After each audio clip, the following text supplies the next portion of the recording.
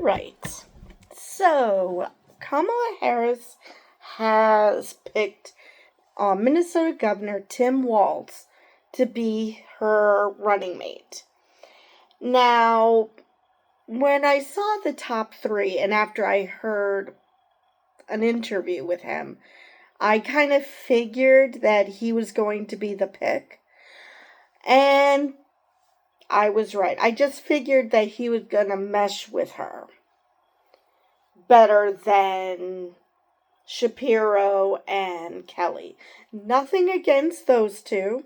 I would have been fine with any of the contenders, but once I learned more about him, I figured, yeah, this is going to be the guy.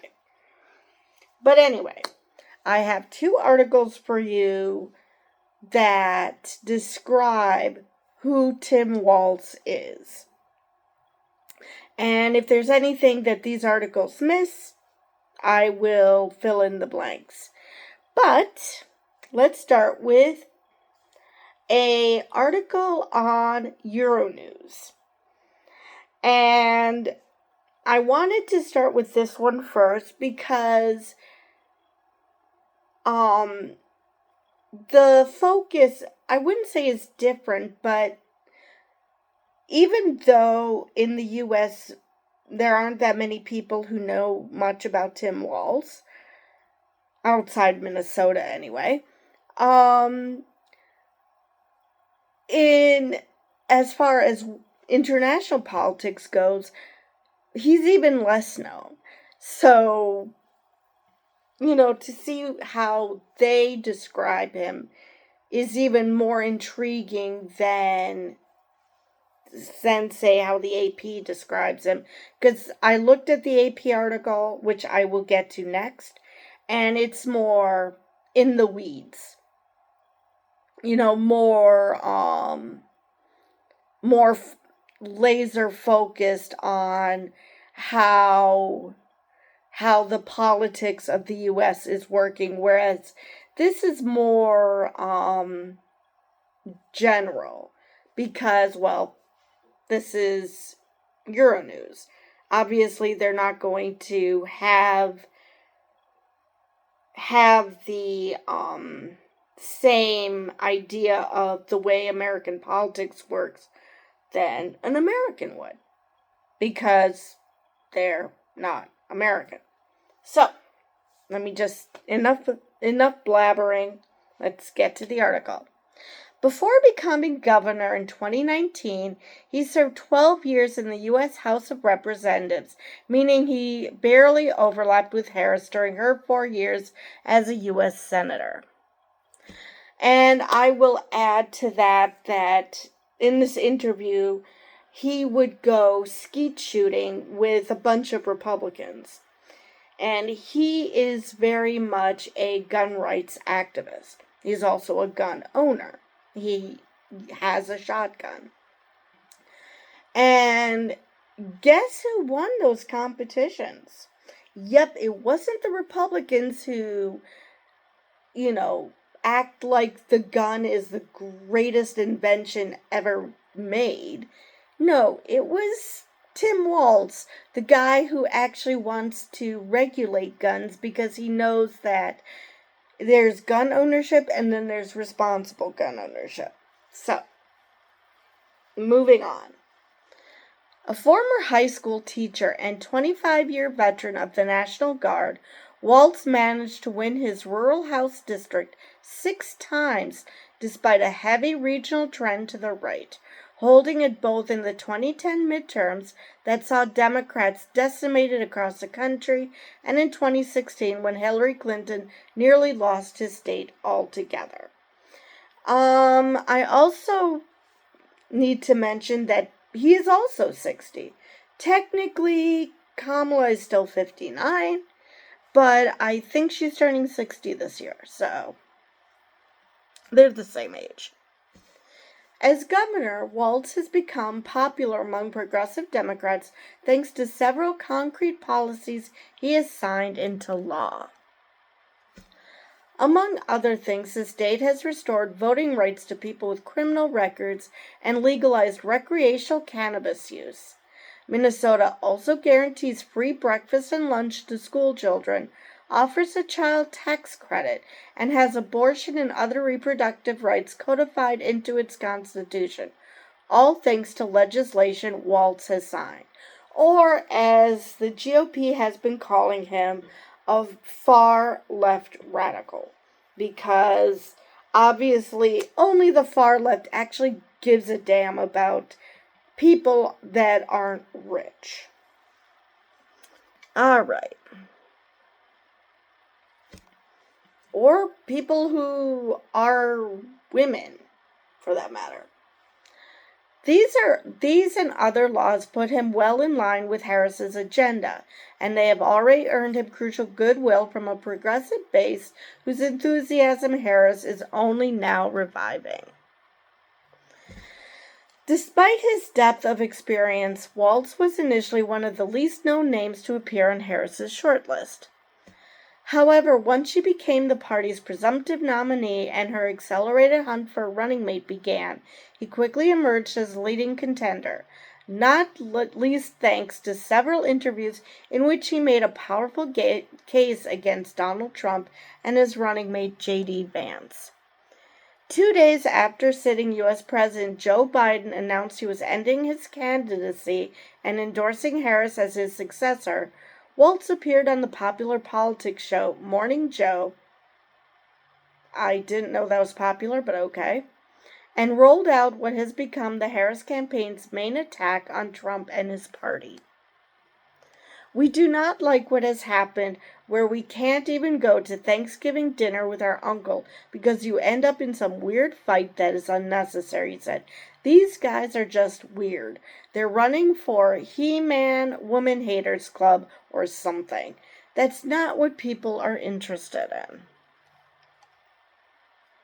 The weird epithet has now been used by the Harris campaign in official press releases and throughout its social media, targeting Trump's public behavior and erratic speech, as well as Vance's apparent preoccupation with a supposed social decline allegedly caused by childless women. And yes, and Republicans are losing their fucking minds over being called weird. And all I can say is, if you don't like being called weird, then stop being weird. Because, and actually, losing your mind over being called weird is in fact weird. Because, okay, so you're being called weird. What is the problem? So anyway. And I already did a video about J.D. Vance and his calling Kamala Harris, Pete Buttigieg, Pete Buttigieg and AOC, Alexandria Ocasio-Cortez, childless cat ladies. And I went into detail, actually probably more detail than he actually meant, as to why there's so much wrong with that. He also called a lot of people on X who he called deranged, that they must be childless. Because he knows everybody in the frickin' world. Because what? But anyway.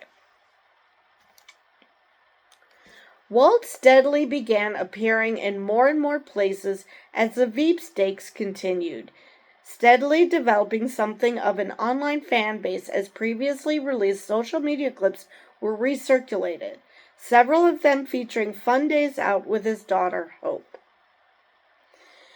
And I believe she's the one who was conceived via IVF, the very thing that the Republicans have suddenly decided is a horrible, horrible thing. So, yeah.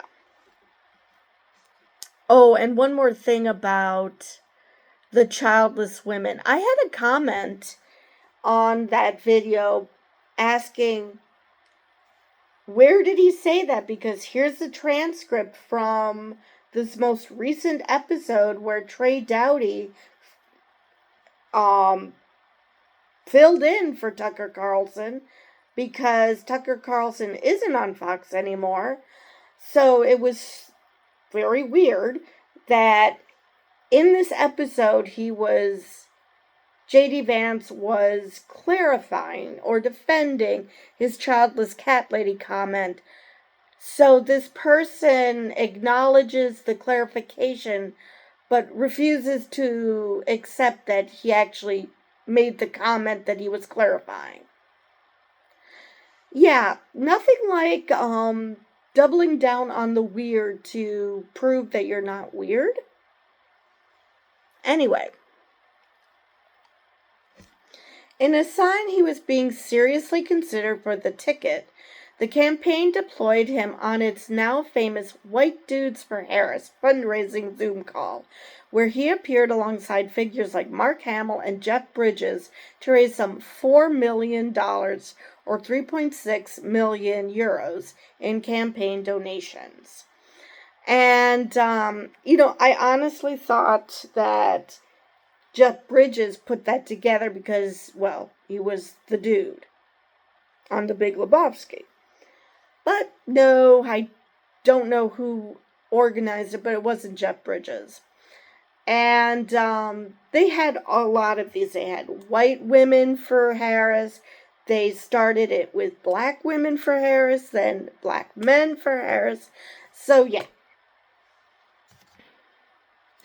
On that call, as he has before, Walz explained that his own family is an illustration of how the right's increasingly extreme position on abortion and reproduction would affect the lives of millions of people.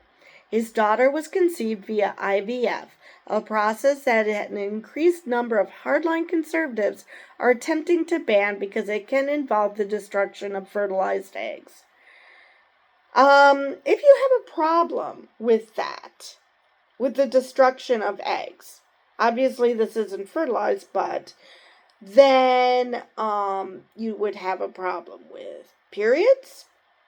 You would have a problem with, actually no, they do have a problem with miscarriages, because they are now assuming that a miscarriage must have actually been an abortion rather than a miscarriage. Now, granted, a miscarriage is also referred to as, what kind of an abortion?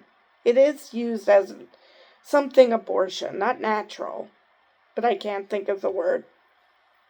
It's late. So, but yeah, it's just very strange that they care more about eggs, fertilized or not. They care more about eggs than they do actual people. It's just bizarre. Gwen and I have 2 beautiful children because of reproductive health care like IVF, he wrote on Facebook earlier this year. This issue is deeply personal to our family and so many others. Don't let these guys get away with this by telling you they support IVF when their hand-picked judges oppose it. Action speaks louder than words, and their actions are clear. They're bringing anti-science government into your exam room, bedroom, and classroom. So that is the end of that article.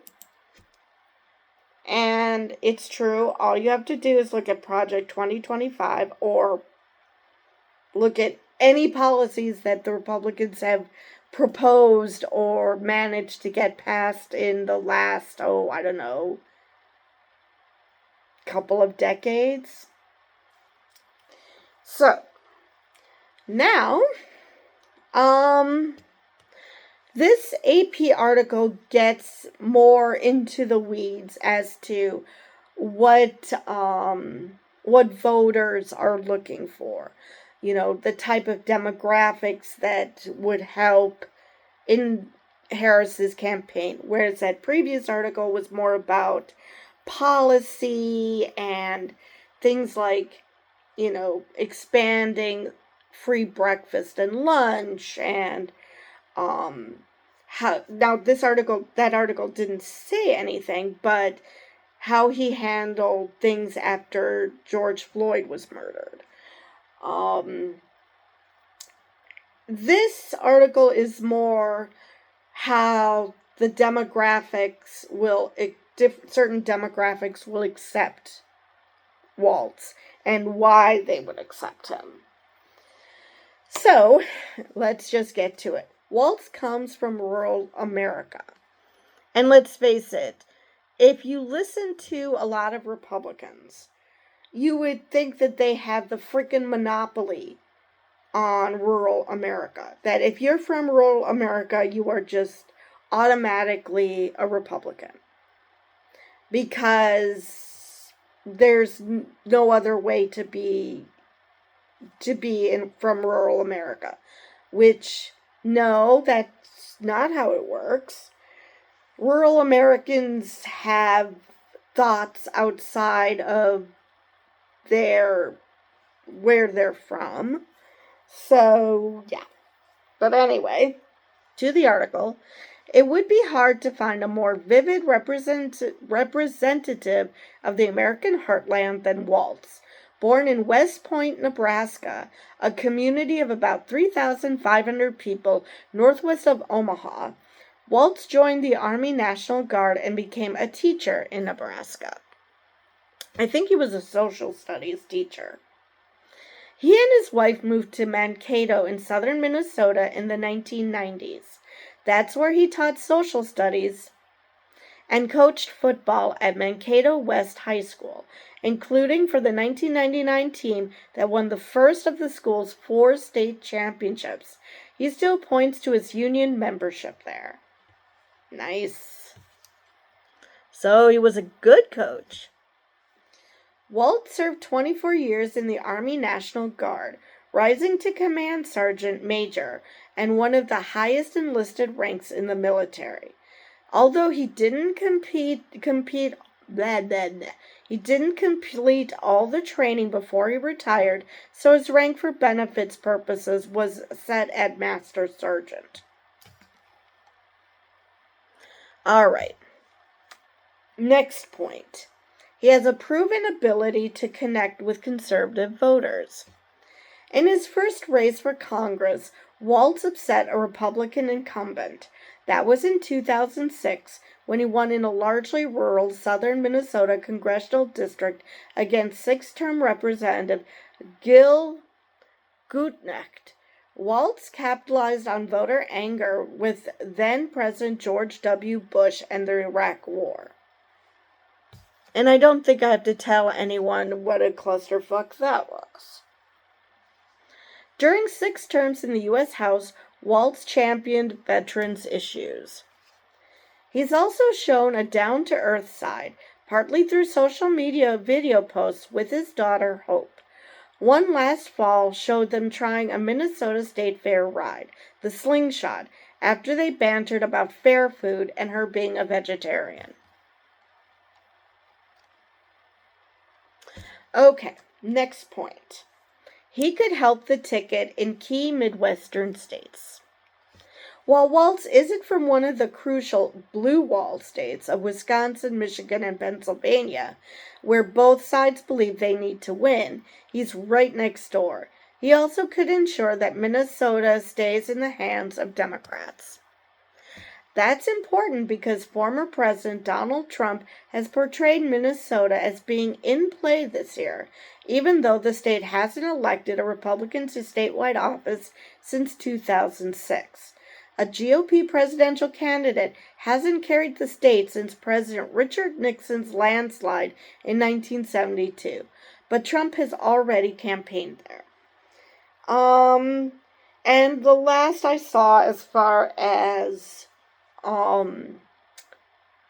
poll averages go, Minnesota is leaning towards Kamala Harris, but a lot of that stems from anger at Biden's stance with the Gaza war. And Kamala has shown more empathy towards the Palestinians who are being decimated Gaza is just being completely decimated by Israel, and she at least is showing empathy. Biden showed empathy, but not as much, is my understanding. Anyway, when Democratic Governor Mark Dayton decided not to seek a third term in 2018, Walz campaigned and won the office on a One Minnesota theme. Let's see. Walz also speaks comfortably about issues that matter to voters in the Rust Belt. He's been a champion of democratic causes, including union organizing, workers' rights, and a $15 an hour minimum wage. And the only way we're going to get that, especially the $15 an hour minimum wage, is if we take control of Congress. Because right now, we have just the smallest of margins in the Senate, and we do not have the House. So in order to get a $15 a week minimum wage, $15 a week, $15 an hour minimum wage, we would need to control the entire government. Because the Republicans, ever since Obama, have decided, and they have actually stated this as a goal, is to prevent Democratic presidents from getting anything done. That is their stated goal. Even if it's stuff that they know that they would support. If it's done by a Democrat, no dice. If it's done by a Republican, suddenly it's perfectly fine. Anyway, he has experience with divided government. Next point. In his first term as governor, Walz faced a legislature split between a Democratic-led House and a Republican-controlled Senate that resisted his proposals to use higher taxes to boost money for schools, healthcare, and roads. But he and lawmakers brokered compromises that made the state's divided government still seem productive. Bipartisan cooperation became tougher during his second year as he used the governor's emergency power during the COVID pandemic to shutter businesses and close schools. Republicans pushed back and forced out some agency heads. Republicans also remain critical of Walz over what they see as his slow response to sometimes violent unrest that followed the murder of George Floyd by a Minneapolis police officer in 2020. I'm sure they also didn't like that he actually reformed the police department, but then again, whatever. Things got easier for Walz in his second term after he defeated Republican Scott Jensen, a physician known nationally as a vaccine skeptic. I'm sorry, what? A physician who's a vaccine skeptic. All right. Democrats gained control of both legislative chambers, clearing the way for a more liberal course in state government, aided by a huge budget surplus. Fascinating how Republicans will whine and whine about how Democrats are spending like there's no tomorrow and they're horrible for the economy, and yet states with Democratic governors generally have a surplus. Funny how that works. And same thing with the present. Yes, we have a high deficit, but you know who makes it higher? Republicans. So, yeah. It goes down under Democrats, even if it doesn't, reach zero or negative numbers or whatever the hell it is that Republicans seem to want whenever the Democrats are in power. And then seemingly don't give a shit about the deficit when they're in power. So, yeah. Walz and lawmakers eliminated nearly all of the state's abortion restrictions enacted in the past by Republicans, protected gender-affirming care for transgender youth, and legalized the recreational use of marijuana. And I will add to that gender-affirming care that he also banned conversion therapy for minors. Now, it would have been nice if it was banned for adults as well, but at least protecting kids, that's at least something. Rejecting Republican pleas that the state budget surplus should be used to cut taxes, Democrats funded free school meals for children, free tuition at public colleges for students and families earning under $80,000 a year, a paid family medical leave program, and health insurance coverage regardless of a person's immigration status. All awesome. All absolutely awesome. And before anyone in the comments has an absolute freak out and meltdown about the immigration thing, they're not just talking about illegals. They're talking about people with green cards. They're talking about people who came here legally and are either permanent residents or whatever other categories of immigration there are. It's not just illegals. So, next point. He has an ear for soundbite politics. Walz called Republican nominee Donald Trump and running mate J.D. Vance just weird in an MSNBC interview last month, and the Democratic Governors Association, which Walz chairs, amplified the point in a post on X. Walz later reiterated this characterization on CNN, citing Trump's repeated mentions of the fictional serial killer Hannibal Lecter from the film Silence of the Lambs in stump speeches, which not only does he reference him, but he also calls him the late, great Hannibal Lecter. So I don't know if he thinks that Hannibal Lecter is dead because there are no more Silence of the Lambs movies, or if he is talking about Anthony Hopkins, who's still very much alive. So I don't know if he just thinks that that's the expression for all people you think is great, the late great, as opposed to just for people who are dead. God only knows what's going through his head, because at the National Association of Black Journalists interview, he insisted that DEI be defined. And when they defined it as diversity, equity, and inclusion, he insisted that that's not a definition. He needs a definition, which leads me to suspect he doesn't know what any of those words mean, because it's pretty obvious what those words mean, except for someone who doesn't know what words mean.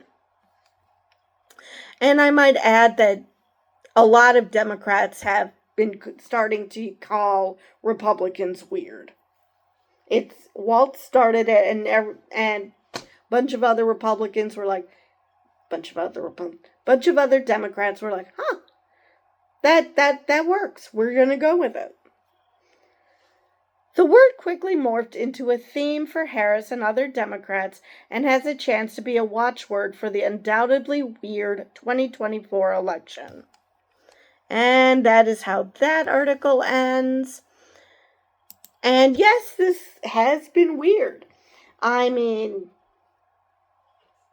Biden dropping out, Trump, Vance, everything that those two have been saying. RFK Jr. Yeah, this has been the election of weird. It really, really has. And, so yeah. So now that it's official, and we have two running mates, and, oh yes, and Trump now doesn't want to debate Harris unless it's on Fox News, and basically he wants to turn it into a Trump rally with Harris just happening to be there, as opposed to the ABC debate that he had previously agreed to with Biden. So yeah, the weirdness continues. So now that everything has been official, even though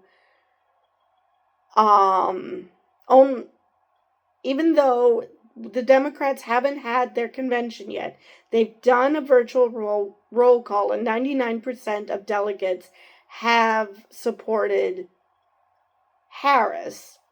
It's just going to be, go there and be nominated officially. So that won't be a problem. And they had to do it this way because I think it was yesterday that was the deadline for getting on the ballot in Ohio. So they had to quickly run, and maybe it must have been today being because otherwise Harris would be running without a running mate. So maybe it's today or tomorrow? Sometime this week is the deadline for being on the ballot in Ohio. But the Democratic National Convention is going to be next week, I think. The one in Chicago. So, now that we've got that settled, I had already shown a map from 270 to win.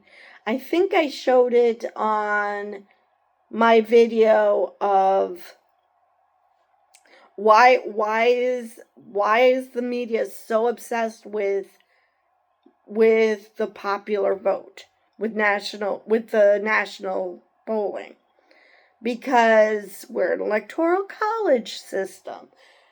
Pay attention to that.